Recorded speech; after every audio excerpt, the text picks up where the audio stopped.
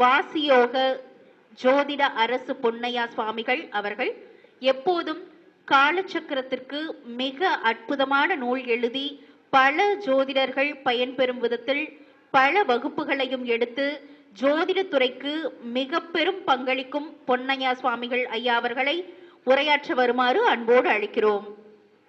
எல்லாம் வல்ல இறைவனின் பேரருளால் வல்லான் வகுத்த வழிகொப்ப குபேர கலச அறக்கட்டளையின் 25வது கருத்தரங்க குடும்ப விழா. இந்த விழாவிலே இந்த மகாசபையில் வீற்றிருக்கக்கூடிய என் அருமை சகோதர சகோதரிகளே,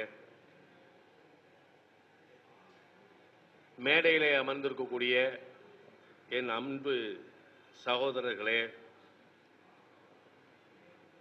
இந்த விழாவை மிக சிறப்பாக நடத்தி கொண்டிருக்கக்கூடிய குபேர கலச அறக்கட்டளை நிர்வாக பெருமக்களே, உங்கள் அனைவருக்கும் நான் வணங்கும் வளநாட்டு சித்தர் சாது சிதம்பரம் சுவாமிகளுடைய திருவடிகளை வணங்கி என் வணக்கத்தை தெரிவித்துக் கொள்கின்றேன்.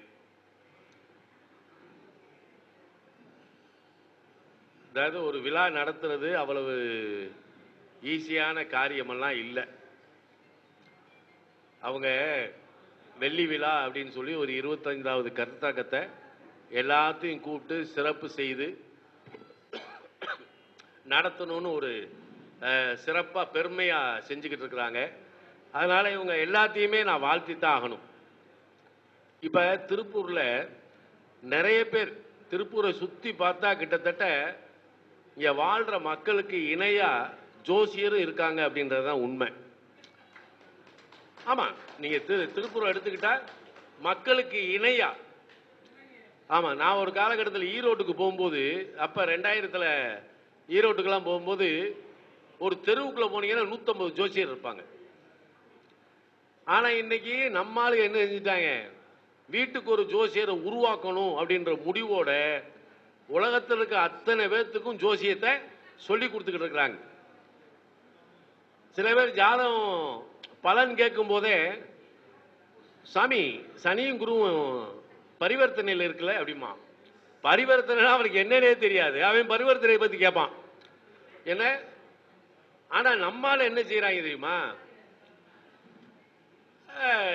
இப்போ நீங்கள் எல்லாருமே ஜோசியரா அப்படின்றதே எனக்கு தெரியாது. காலையிலேருந்து ஜோதிடத்தில் சில கருத்துக்களை சொல்லிக்கிட்டு இருக்கிறாங்க. இப்போ முகுந்தன் முரளி வந்தார், அவருடைய எம்எம் மெத்தட் அப்படின்னு ஒன்று வச்சிருக்கிறார். அதை அவர் கொண்டு வந்துக்கிட்டு இருக்கிறார். அவர் உங்களுக்கு அழகாக எக்ஸ்பிளைன் பண்ணார்.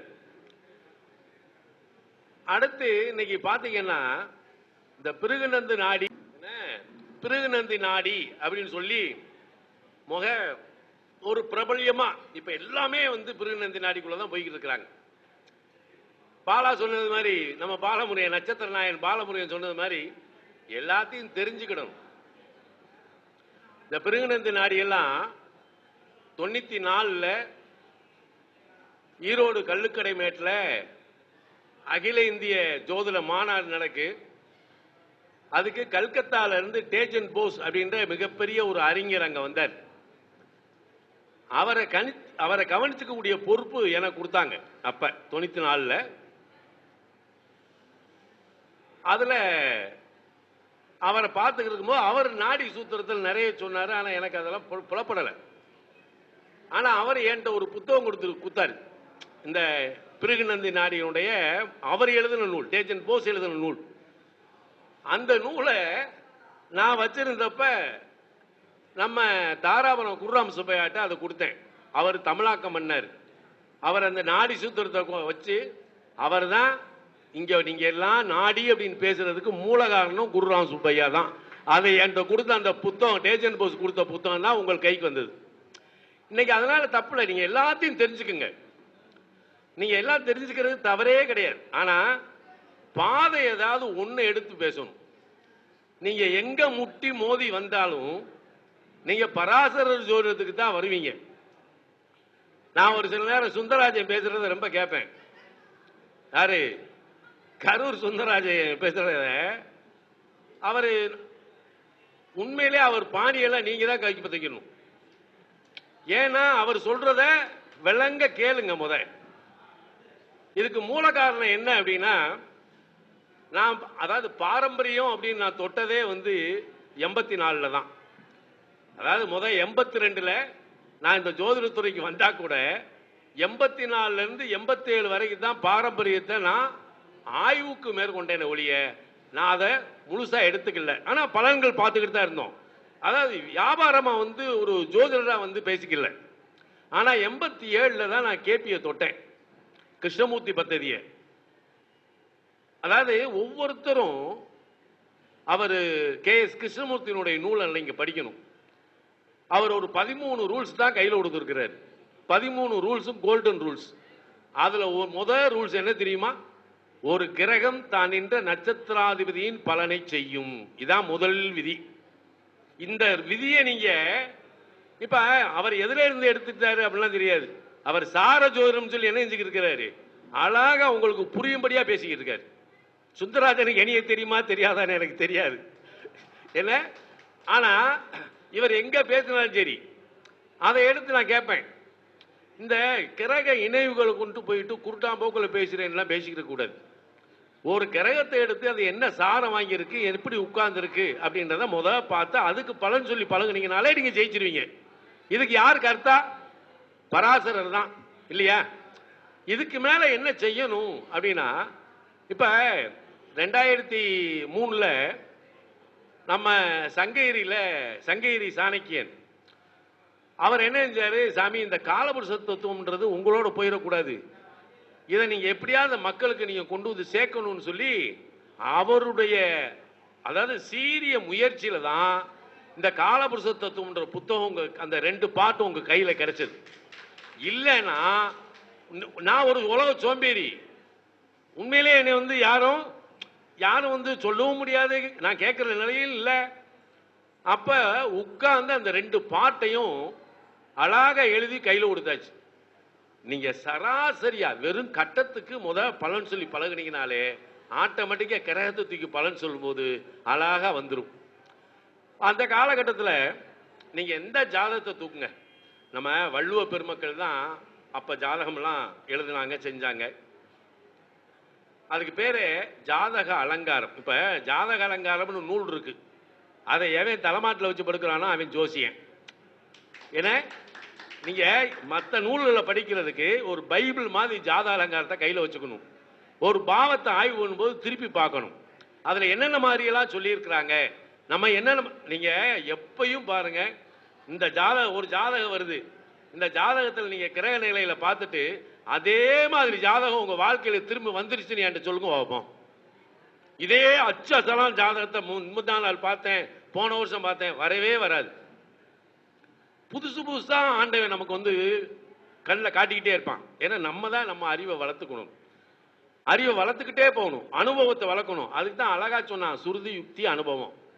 இந்த அனுபவம் இருந்தா தான் உங்களுக்கு சரியா வரும். அப்ப நம்ம என்ன செய்யணும், பராசருடைய பாவத்தை இணைத்து பலன் சொல்ல கத்துக்கிடணும். அத காலபுருஷ தத்துவத்துல வெறும் கட்டத்துக்கு அழகான பலன் சொல்லணும். இப்ப 12 எல்லாருமே இப்ப இத்தனை பேர் உட்கார்ந்து இருக்கோம் ஜோசியர்லாம், 12 கட்டத்தை மீறி ஒரு கட்டம் நம்ம போட முடியுமா? 27 நட்சத்திரத்தை மீறி ஒரு நட்சத்திரத்தில் இணைக்க முடியுமா? இல்ல 9 கிரகத்தை எதுவும் கண்டுபிடிச்சிருக்கீங்களா? இல்ல நீங்க பேசுன பார்த்தோன்னு ஒரு கட்டம் சேர்த்திருக்க மாதிரி தேடி பார்த்தீங்களா? அதெல்லாம் நாங்க முடிச்சிட்டோம் அப்பயே, நாங்க பார்க்காததா இல்ல பார்த்தது இல்ல வராது. அதாவது நம்ம யாருமே, நானும் கிட்டத்தட்ட 42 வருஷமா தான் இந்த ஜாதகத்தை பார்த்துக்கிட்டு இருக்கேன். எங்கேயாவது ஒரு இடத்துல ஒரே மாதிரி வந்துச்சா? இல்ல. ஆனா ஒவ்வொரு அந்த 12 கட்டம் ராசி மண்டலம் அப்படின்றத முழுசா நம்ம தெரிஞ்சுக்கணும். இந்த ராசி மண்டலத்தை நீங்க உள்வாங்கிட்டீங்கன்னா பலன் சொல்லுவது எளிது. என்ன பலன் சொல்வது எளிது. அதுல பராசரருடைய முறையை நீங்க பின்பற்றினீங்கன்னா பலனை ஈஸியா சொல்லலாம். கிரகத்தினுடைய காரகத்தை எடுத்துக்கிட்டு பாவத்தோட இணைச்சிங்கன்னா அது பலன் கை மேல வந்துடும். என்ன இப்ப நீங்க வேற எதையாவது பேசிக்கிட்டு இருக்கு, அந்த காலகட்டத்தில் பெரியாளர்கிட்ட போய் கெஞ்சி கெதிரி நின்னப்போ கூட எவனும் சொல்லி தர மாட்டேன்டான். யாரு? இன்னைக்கெல்லாம் ஈஸியா உங்களுக்கு கிடைக்குது. இன்னைக்கு இந்த யூடியூப்பை பார்த்தே முக்காவாசி பேர் பாதி ஜோசியன் ஆயிட்டான். என்ன பாதி ஜோசியன்? அவனே அவனுக்குள்ள ஒரு ரிப்போர்ட் கொடுத்துக்கிறான். அதை விட என்னன்னா, அவன் ஜாதகமும் தப்பா இருக்கு, அவன் ஜாதகம் தப்பா இருக்கு, அந்த ஜாதகத்துக்கு போஸ்ட்மார்டம் ரிப்போர்ட் கொடுத்துக்கிட்டே வர்றான். அவனே எழுதுறான். அவனா போஸ்ட்மார்டம் ரிப்போர்ட் கொடுத்துக்கிறான். இது இப்படி இருந்தா இது இப்படி இருக்குமோ? நம்ம அதே மாதிரி ஒரு ஜாதகத்தை வாங்கிட்டு போஸ்ட்மார்டம் ரிப்போர்ட்லாம் கொடுக்க கூடாது. 4 கேள்வி நறுக்க கேட்டு பழகணும். அவன் சரினால்தான் அந்த ஜாதகம் சரி, பேசணும், இல்லாட்டி பேசக்கூடாது. இந்த மெத்தடை நீங்க கடைபிடிக்கணும். அதனால ஏன்னா சப்ஜெக்ட் ரீதியா போகணும்னா நேரம் ஆயிரும். சப்ஜெக்ட் நம்ம போக வேண்டாம். இன்னும் ஒரு நாளைக்கு ஏன்னா ஏற்கனவே நான் ஒரு இதுக்கு வந்தேன், போன இதுல கருத்தாளத்துக்கு வந்தேன். ஏன்னா அதனால உங்களுக்கெல்லாம் நிறைய சப்ஜெக்ட் கொடுக்கணும், அதுக்கு டைம் பத்தாது. இங்க எல்லாரும் பேசணும், நம்ம மட்டும் பேசுறது இல்லை, எல்லாரும் பேசணும். ஏன்னா அவங்க எல்லாம் பேசுறதெல்லாம் கேட்கணும். நான் இன்னும் ஒரு சந்தர்ப்பம் கிடைக்கும் போது உங்களுக்கு சப்ஜெக்டை நான் தெளிவா காலபுருஷ தத்துவத்தை பத்தி தருகிறேன். இது நேரம் இல்லை, எல்லாருமே அதுக்கப்புறம் பசி வந்துடும். அந்த பாப்பா சொல்லிச்சு, நீ எவ்வளவு வேணாலும் பேசு, 1 மணிக்கு நாங்க சாப்பாட்டுக்கு போயிடுவோம்ட்டாங்க. அதனால நம்ம பேசி ஏதாவது பண்ணக்கூடாது. அங்கிருந்து அதாவது ஒரு அன்பு கட்டளை தான். ஆனா இது விழா நல்லா சிறப்பா நடக்குது. இதை பார்க்கறதுக்கு ஒரு மகிழ்ச்சி எங்களுக்கு. சும்மாலாம் இல்லை. நான் எதுக்கு சொல்றேன், பிள்ளைய தான், நம்ம பிள்ளைய தான். அதுக்கு என்ன செஞ்சாலும் நம்ம ஏற்றுக்கூடிய மனநிலையில தான் இருக்கணும்.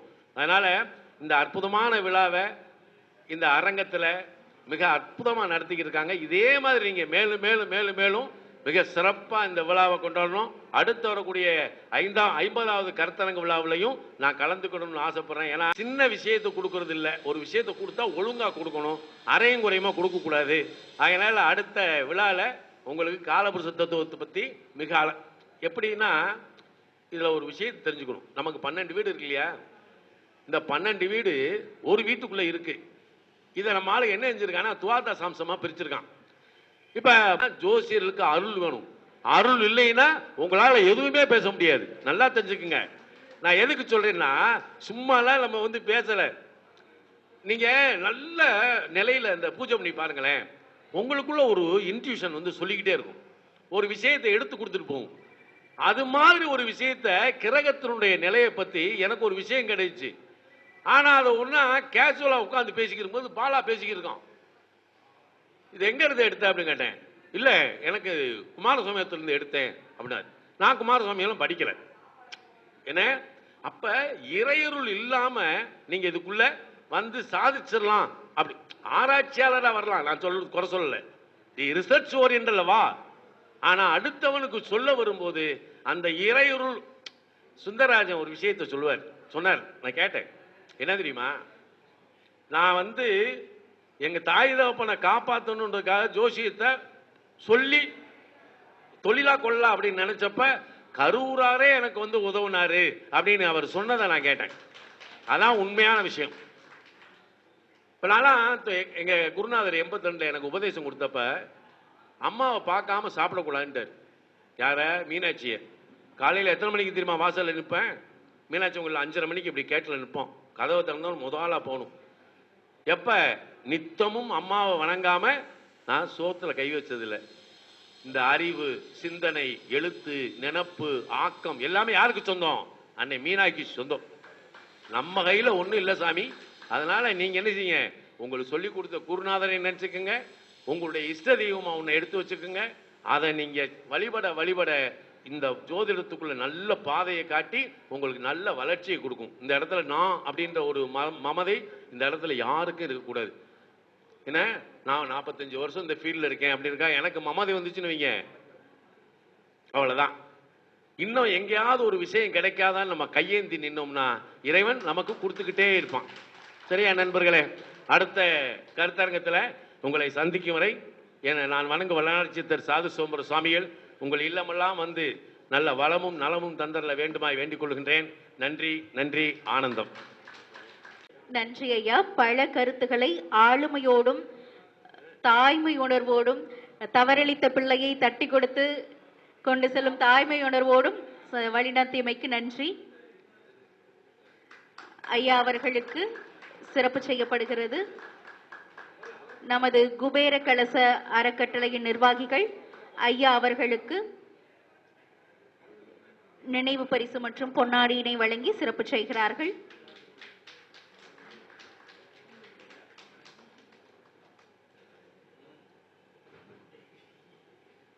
சிறப்பு செய்தோருக்கும் சிறப்பு பெற்றோருக்கும் நன்றி.